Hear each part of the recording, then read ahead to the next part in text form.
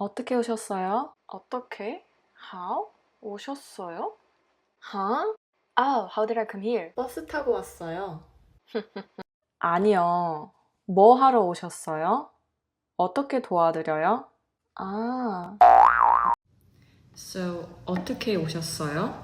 Literally means how did you come here? But what people actually mean when they say this is what brings you in today. This phrase is used frequently in businesses like restaurants, stores, and even the post office. So instead, if someone wants to ask you, how did you get here? They would say, 뭐 타고 오셨어요? 뭐 타고 오셨어요? So that's it. Now you won't make this mistake when you go to Korea. Thank you. 안녕하세요. 어떻게 오셨어요? 아, 네, 안녕하세요. 저 환전해 주세요.